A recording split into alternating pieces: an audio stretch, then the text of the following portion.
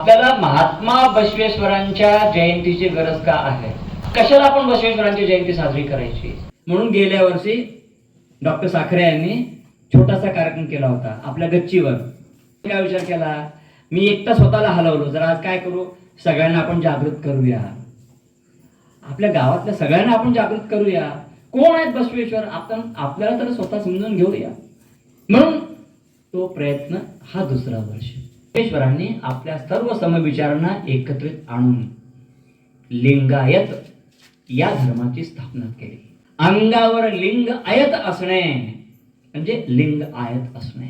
माझ्या बसवण्णांना विसरलो म्हणून ते लिंग तू माझ्या स्वतःच्या गळ्यात घाल, म्हणजे पाहिजे तिथे तुझ्यासोबत शिव असणार आहे. तुझ्या प्रत्येक अडचणीमध्ये ते लिंग तुझं रक्षण करणार आहे.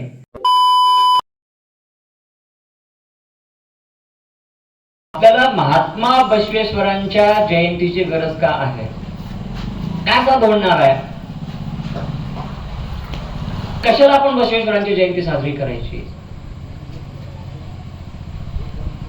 बसवेश्वरांची जयंती यासाठी साजरी करायची की आज ज्या काही समस्या आपल्याला आपल्या समाजामध्ये दिसत आहेत, ज्या काही समस्या आज फक्त समाजामध्ये, महाराष्ट्रामध्ये, भारतामध्ये नव्हे तर जगामध्ये ज्या काही समस्या आपल्याला दिसतात ना, त्या सर्व समस्यांवर उपाय जर आपण शोधायला गेलो, महात्मा बसवेश्वरांनी दिलेल्या उपदेशामध्ये त्यांचं सोल्युशन आहे, त्यांचं समाधान आहे. काय संदेश दिला बसवेश्वरांनी?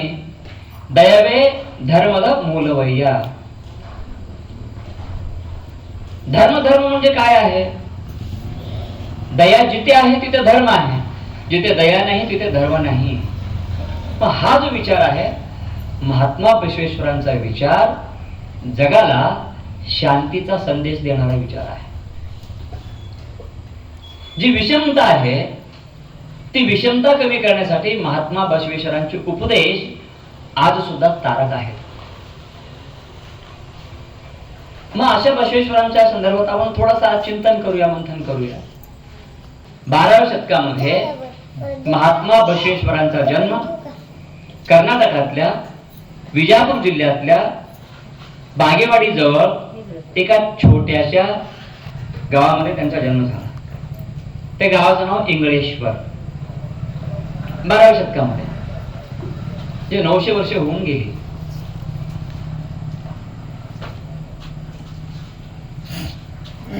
बसवेश्वर हे सर्वात लहान. मादरस नावाचे त्यांचे वडील, मादलांबिका त्यांची आई.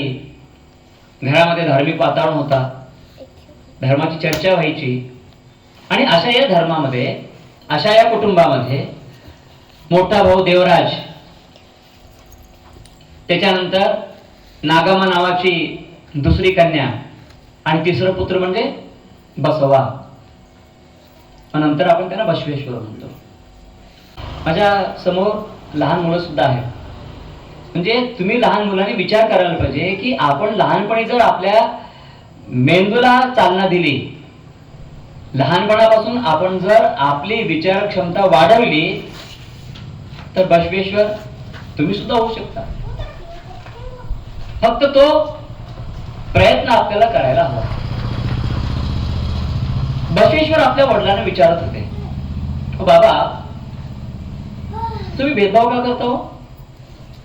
वडिलांना प्रश्न विचारायचे. सगळ्यात लहान असून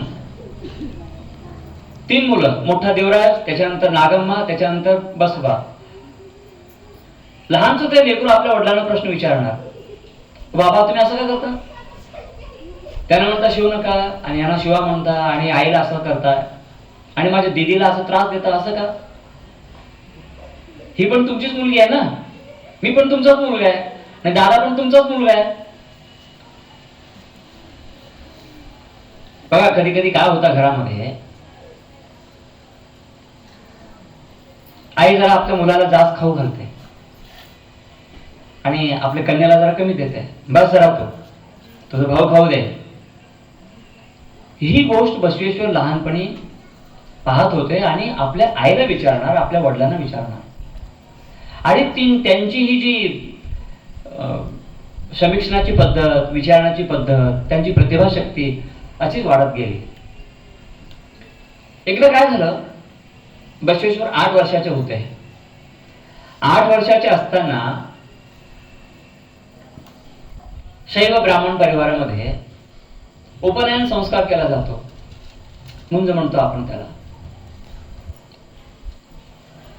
सांगितलं वडिलांनी, चल बसवा म्हणले, आता तुझ्यावर संस्कार करणार आहोत, आम्ही उपनयन संस्कार करणार आहोत. आपल्या हिंदू संस्कृतीमध्ये 16 संस्कार असतात, त्याच्यामध्ये एक महत्वाचा संस्कार. बसवेश्वर म्हणले ठीक आहे. जेव्हा त्या विधीला सुरुवात झाली, संस्काराला सुरुवात झाली, उपनयन संस्काराला, बसवेश्वरांनी आपल्या आपल्या वडिलांना प्रश्न केला, अहो बाबा म्हटलं तुम्ही काय करता, हे संस्कार माझ्यावर करता, पण ती दीदी बघा, ती इकडे एकदा बघते, तिकडे बघते, तिच्यावर का करत नाही.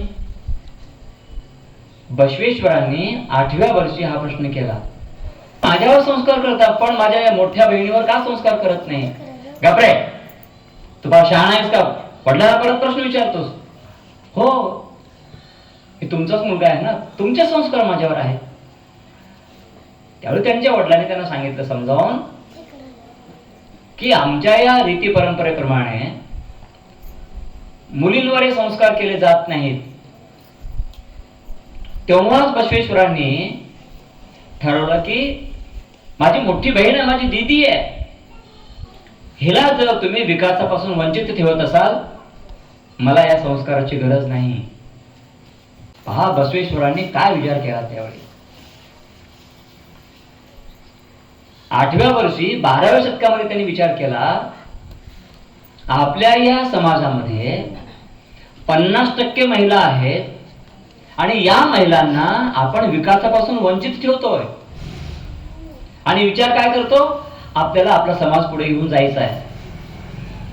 मग कसा समाजाचा विकास होणार, कसा आपल्या राज्याचा विकास होणार, कसं आपण आपल्या देशाचा विकास करणार आहोत.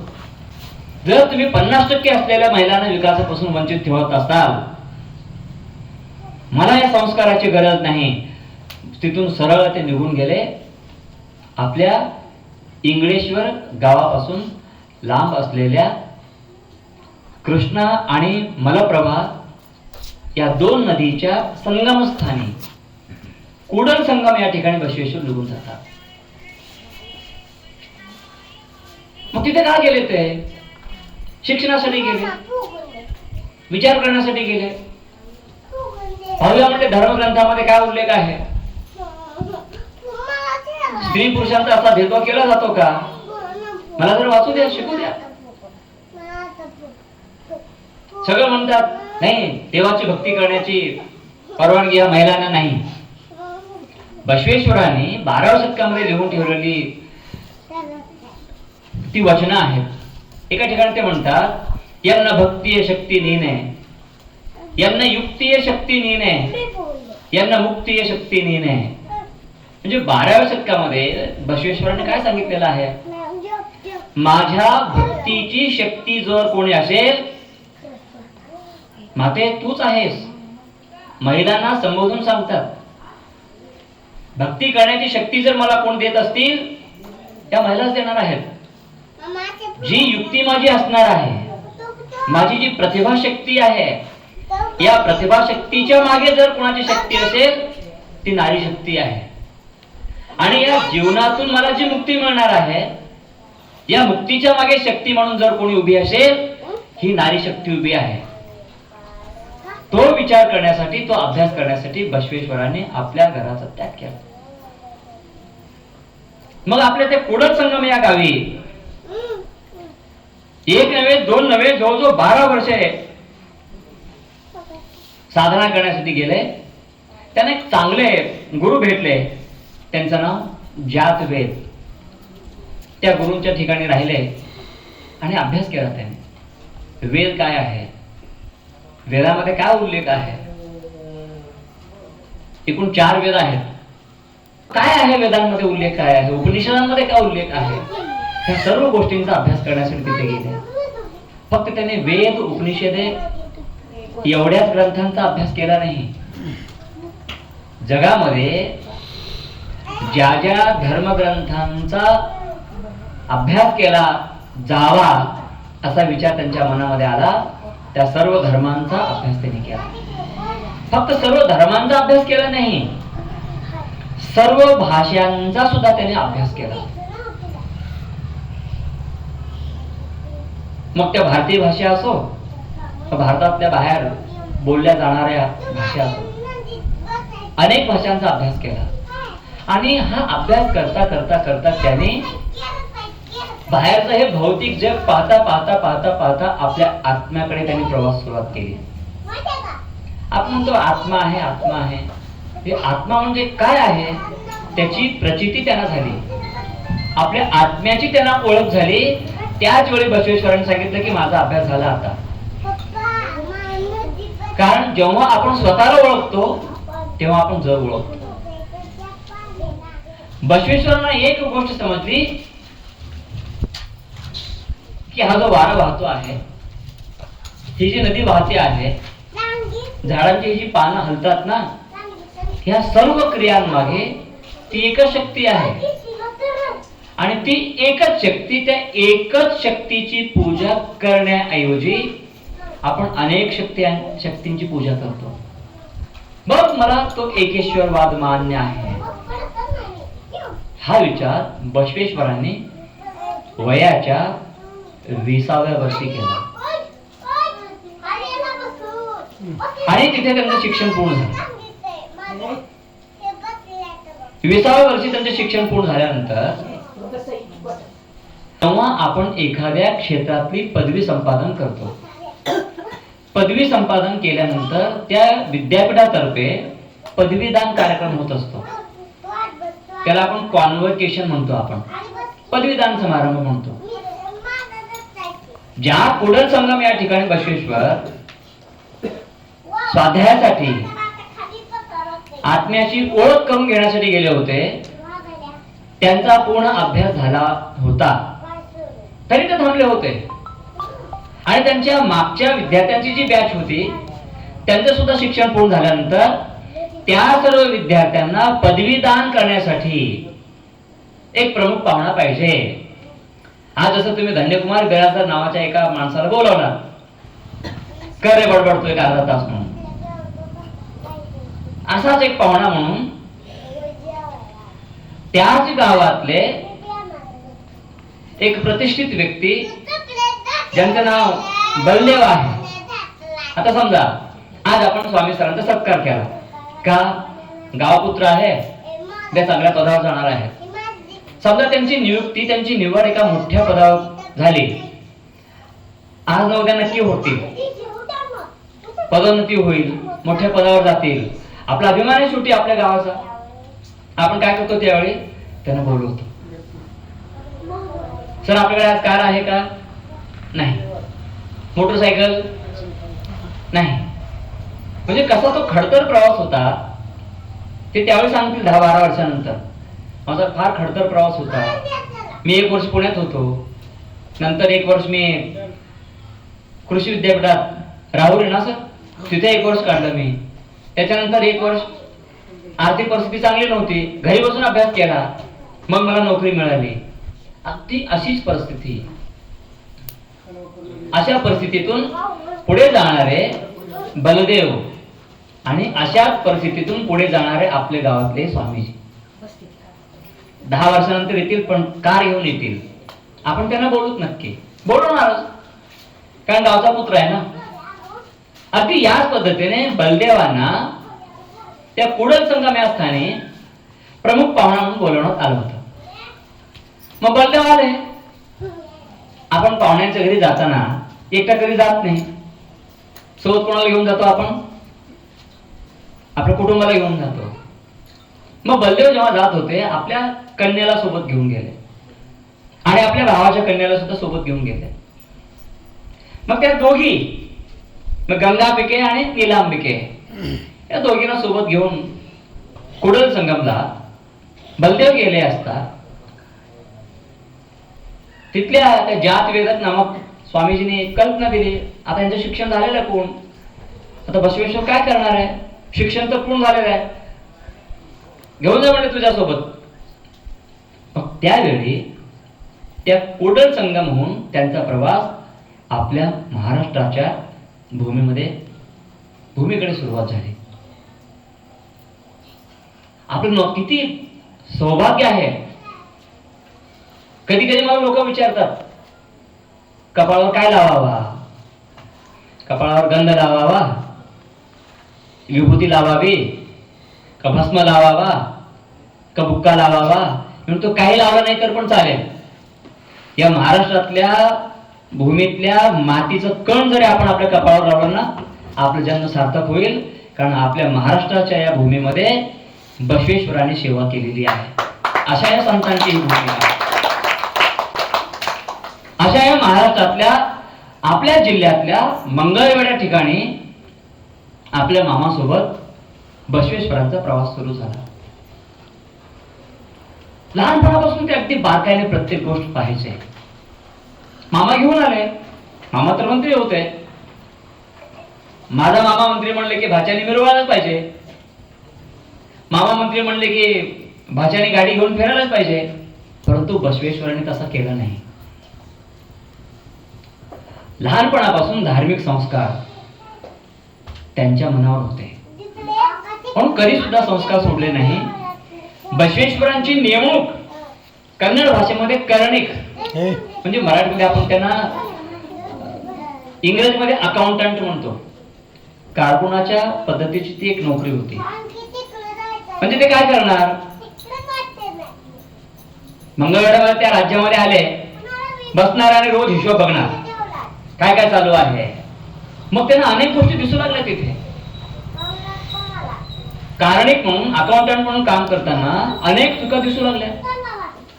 भ्रष्टाचार कसा होतो, दुष्काळ पडला, कोणाचे पण नावाने बिल काढलं जातं तिथे, कोणाचे पण नावाने खर्च दाखवला जातो. 100 रुपये खर्च असेल तर 1000 रुपये तिथे नोंद केलेली आहे. दुष्काळामध्ये सरकार एक योजना काढते, रोजगार हमी योजना. रोजगार हमी, काम कमी, निम्मे तुम्ही निम्मे आम्ही, 50-50 म्हणतो आपण, टेस्टी. ह्या सगळ्या गोष्टी बसवेश्वरांनी पाहिल्या आणि दाखवून दिलं त्यांनी राज्यांना.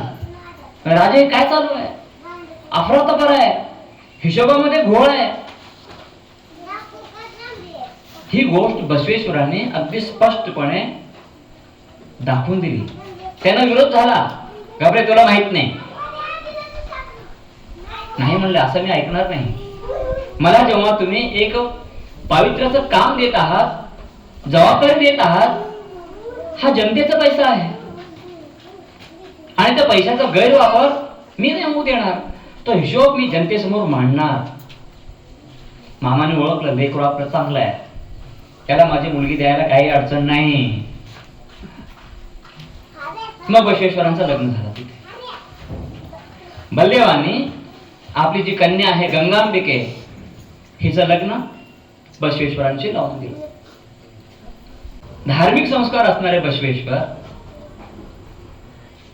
लग्न कार्य संसारात पाय ठेवून सुद्धा संसारापासून अलिप्त राहून मी माझं काम कशा पद्धतीने करायला पाहिजे, ही गोष्ट आपण बसवेश्वरांपासून शिकायला पाहिजे. मागाशी मुद्दा सांगितला, बसवेश्वर आणि बहीण, त्यांची बहीण नागम्मा, अक्का नागम्मा. आज भावा बहिणीमध्ये एवढं अतूट नातं आहे का? लग्न झालं की ती बहीण जेव्हा सासरी जाते आणि या पण भावाचं लग्न झालं की हा भाऊ आपल्या घरी, बहीण तिकडे.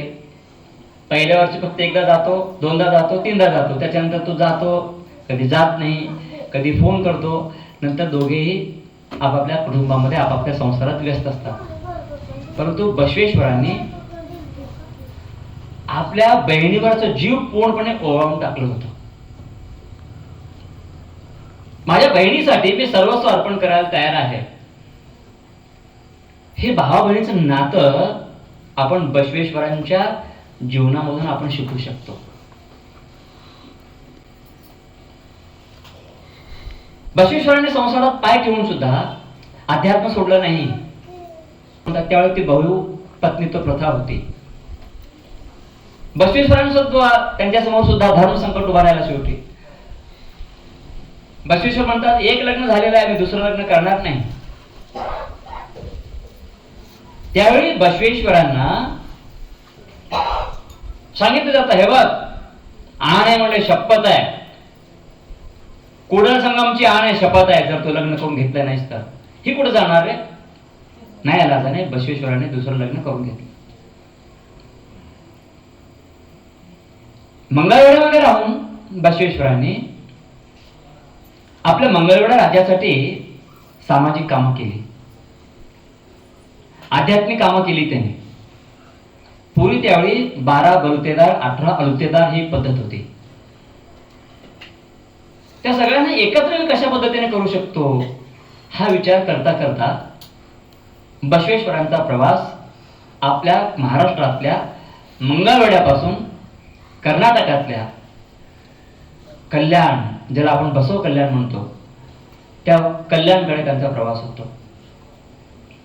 राजे तिकडे, यांना तिकडे जावं लागतं. मग तिथे गेल्यानंतर सुद्धा बसवेश्वरांना अनेक संकटाला सामोरे जावं लागलं. तिथे एक नव्हे, दोन नव्हे, अनेक समस्या त्यांच्या समोर उभ्या राहिल्या, परंतु घाबरणार नव्हते. बसवेश्वरांच्या जीवनाचा अभ्यास का करावा, उगमी येऊन 2 शब्द सांगून जातो. त्यांच्या आयुष्यामधल्या प्रत्येक क्षणाचा आपण जर आदर्श घेतला तर आपण प्रत्येक समस्यांवर मात करून पुढे जाऊ शकतो. बसवेश्वर जेव्हा कल्याणला जातात, यांच्या अगोदर तिथे होते, ज्या अकाउंटंट पदी हे काम करत होते त्याच पदी काम करणारे दुसरे होते. परंतु बसवेश्वरांची प्रतिभाशक्ती, त्यांच्याकडचं ज्ञान, त्यांच्याकडची आध्यात्मिक शक्ती, ह्या सर्व गोष्टी पाहून तिथले राजा अगदी प्रसन्न झाले होते. आणि तिथे मंत्रालयामध्ये बसत असताना राजा बसवेश्वरांना आपल्या जवळ घेऊन बसायचे. आणि तिथे एक व्यक्ती, त्याच्या मनामध्ये द्वेषभाव, तो जळायचा. त्याचं नाव होतं पंडी मिंचांना. बसवेश्वर म्हणतात, दयेविना धर्म तो कोणता. अरे, दयेविना धर्म तो कोणता, दया असावी सर्व प्राणी मात्रा ठाई. दया हेच धर्माचे मूळ असे हो, लिंग देवास तसे नसलेले नको हो. किती मोठा संदेश त्यांनी दिला.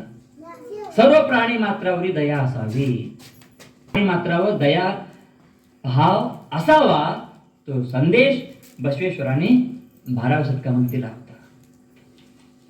एवढंच नव्हे, हा सर्व विचार पाहता पाहता बसवेश्वरांनी विचार केला की माझा समाज आहे, इथे 12 बलुतेदार समाज आहे, 18 अलुतेदार समाज आहे, तो असा विषमतेने ग्रासलेला आहे, अंधश्रद्धा फार आहे, कोणी शिकलेला फार आहे, तो पंडित आहे, तो भटजी आहे, आणि तो आपल्या गावातल्या अशिक्षित माणसांना लुटतो आहे. गावामध्ये एखादी घटना घडली, तो लगेच म्हणतो तू गाय दान कर. अहो, त्याला खायला अन्न नाही आहे, संध्याकाळी खायला भाकरीचा तुकडा नाही आहे, तो गाय कुठून दान करणार. घरात एखादी दुर्घटना घडली, लगेच सांगणार ही पूजा लावावी लागेल, यासाठी एवढा खर्च येतो. बसवेश्वरांनी विचार केला आणि त्यावेळी बसवेश्वरांनी आपल्या सर्व समविचारांना एकत्रित आणून लिंगायत या धर्माची स्थापना केली. अंगावर लिंग आयत असणे म्हणजे लिंग आयत असणे. किती चांगली कल्पना मांडली. म्हणजे काय याची गरज आहे, अगदी आपल्याला सोप्या भाषेत सांगतो मी. आपल्याला देवाचं दर्शन करायचं आहे, मग कुठं जायचं आपल्याला. मंदिरामध्ये गेल्यानंतर देवाचं दर्शन होणार आहे. मग त्या मंदिरामध्ये जाऊन, त्या देवालयामध्ये जाऊन देवाच्या दर्शनापेक्षा त्या मंदिरामधल्या लिंगाला आपण आपल्या अंगावर धारण करत असो. मी शेतात असेल तर काम करेन आणि तिथेच मी त्या देवाची भक्ती करेन. मी घरात आहे तर घरात बसून त्या देवाची मी भक्ती करेन. तो देव बाहेर नाही, तो माझ्या आत्म्यात आहे. त्यांना मी माझ्या लिंगावर अंगावर आणेन, हा विचार बसवेश्वरांनी 12व्या शतकामध्ये मांडला. म्हणून अंगावर लिंग आयत करणे हा लिंगायत एक नवीन कल्पना त्यांना सुचली. आणि ज्यांना ज्यांना लिंग धारण करायचं आहे तुम्ही येऊ शकता असे म्हणतात. समाजामध्ये जो उपेक्षित वर्ग होता, ज्यांच्याकडे कोणी पाहतच नव्हते, खालच्या जातीतले म्हणून ज्यांचा अपमान व्हायचा, बसवेश्वरांनी त्यांना सुद्धा सन्मानाने लिंग धारण करण्यासाठी सांगितलं. अनेक अनुभव मंडपाची स्थापना केली त्यांनी. अशा अनुभव मंडपाची स्थापना केली जिथे समता होती, जिथे बंधुत्व होतं, जिथे प्रेम होतं, जिथे दया होती. कुठलाच भेदभाव नाही. तू कुठल्या धर्माचा, तू कुठल्या जातीचा, तू कुठल्या वर्णाचा, हा विचार अजिबात नाही.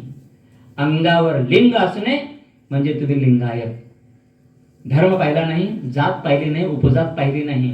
आणि सर्वांना बसवेश्वर समोर भेटल्याबरोबर शरणू शरणार्थी असे म्हणायचे. शरणू शरणार्थी रे, शरणू शरणार्थी. त्या माणुसकीचा, त्या मानवता धर्माचा विकास व्हावा म्हणून बसवेश्वरांनी लिंगायत धर्माची स्थापना केली.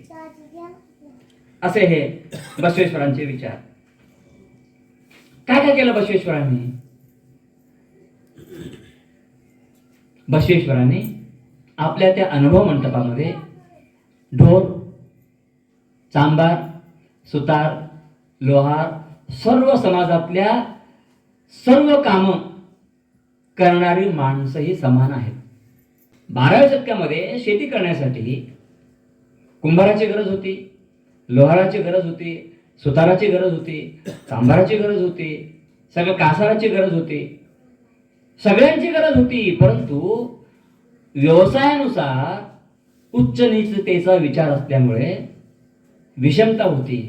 आणि बसवेश्वरांनी आपल्या अनुभव मंडपामध्ये त्या सगळ्यांना एकत्रित आणलं तिथे. एवढंच नव्हे, बसवेश्वरांनी आपल्या त्या अनुभव मंडपामध्ये महिलांना सुद्धा स्थान दिलं. त्यांना सांगितलं त्यांनी की तुम्ही अभ्यास करू शकता, तुमचा तो अधिकार आहे, तुमचा हक्क आहे, तुम्ही शिका आणि तुम्ही या मानव धर्माचा संदेश आपल्या राज्यामध्ये, आपल्या देशामध्ये तुम्ही पोहोचवा. एवढंच नव्हे, संकव्वा नावाची एक वेश्या, तिला सुद्धा बसवेश्वरांनी आपल्या अनुभव मंडपामध्ये जागा दिली. तिला सुद्धा ते शरणू शरणार्थी म्हणायचे. म्हणजे कुठलाही भेदभाव न करता बसवेश्वरांनी त्यांना जागा दिली. त्या अनुभव मंडपामध्ये 700 पुरुष आणि 70 महिला होत्या. ती 770 संख्या होती. त्याच्यामध्ये महिलांची काही नावं आहेत. अक्क महादेवी, गंगांबिके, नीलांबिके, अक्क नागम्मा, लक्कम्मा, सप्तक्का, महादेवी, लिंगम्मा, अमुगे, रायम्मा, काळव्वा, सुळे संकव्वा, रेवम्मा, गुड्डव्वा, गोग्गावा, वीरम्मा, गंगम्मा, मसणम्मा, रम्मव्वा, बंतादेवी. ही जी नावं आहेत ना, ह्या साहित्यकार म्हणून उदयमान झाल्या. बसवेश्वरांनी त्यांना सांगितले की तुम्ही कविता करा, तुम्ही वचनं लिहा आणि आपण संध्याकाळी येऊन अनुभव मंडपामध्ये आपण चर्चा करू. अशी कामं बसवेश्वरांनी केली. आज आपण मानतो, भारत सरकार आज म्हणतात काय, स्किल डेव्हलप स्कीम, कौशल्य विकास योजना. आज कौशल्य विकास योजना भारत सरकारतर्फे चालू आहे. परंतु 12व्या शतकामध्ये बसवेश्वरांनी हीच कौशल्य विकास योजना आणली होती. कशी आणली होती? सगळ्यांना एकत्रित आणून सगळ्यांना सांगितलं होतं की तुम्ही आपली जी कला आहे विकसित करा. कायक हा संदेश त्यांनी दिला होता. बसवेश्वरांनी देशाच्या विकासासाठी कर्म, परिश्रम करण्याची गरज आहे ही गोष्ट सांगितली. पहा तुम्ही, आपण सहज म्हणतो जहां न पहुंचे बैलगाडी वहां पहुंचे मारवाडी. का हो असं होतंय? अदानी आज का पुढे जात आहेत? अंबानी आज का पुढे जातो? टाटा आज का पुढे जात आहेत?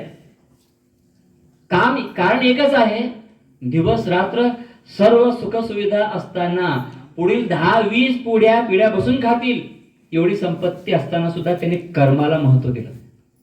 आणि कर्माचा हाच संदेश बसवेश्वरांनी 12 शतकात दिलेला आहे.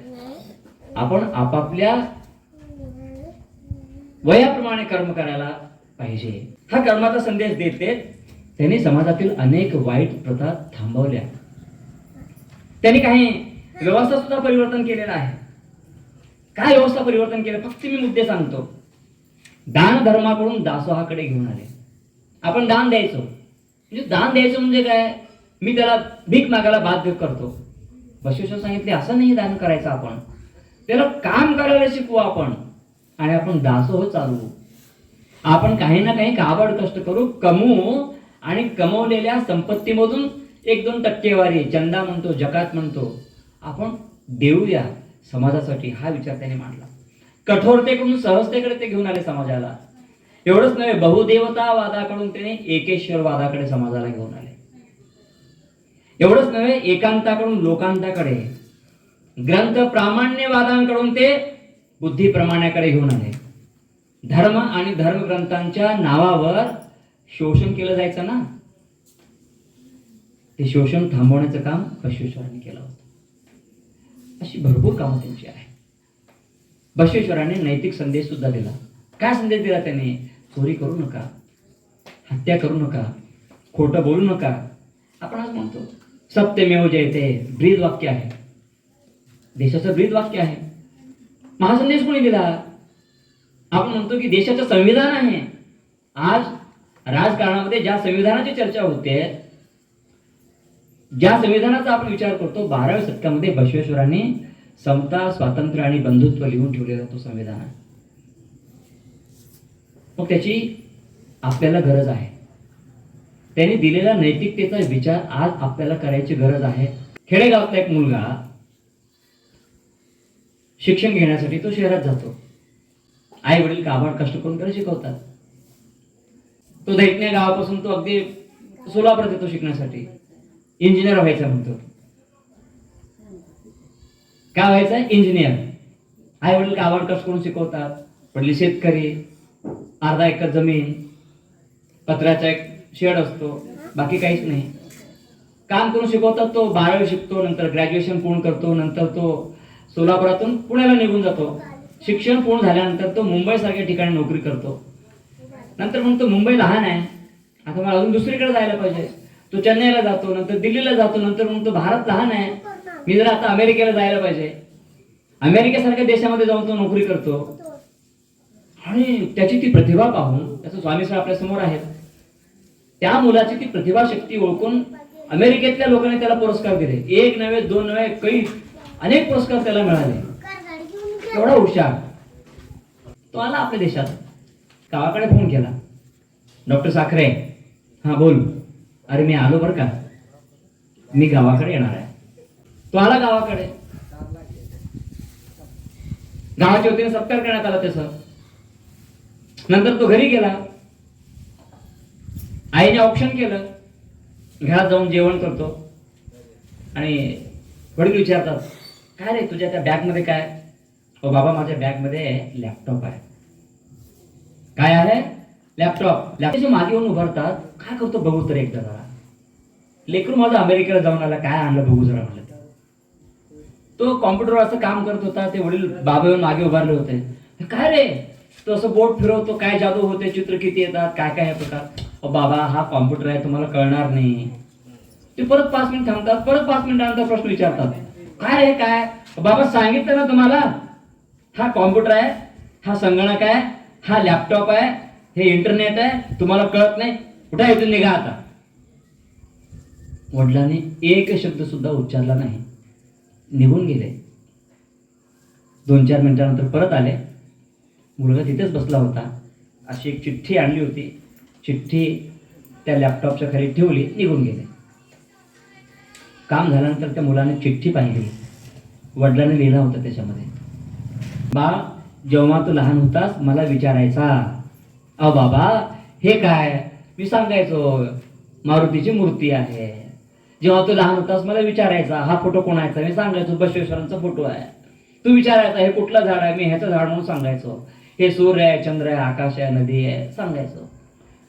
मित्रा, माझ्या मुला, तू विचारलेल्या प्रत्येक प्रश्नांना मी उत्तर दिलं होतं.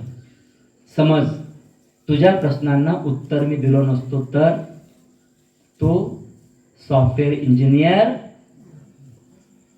नाही झाला नसता, असं लिहिला नव्हता. टिंब टिंब टिंब टिंब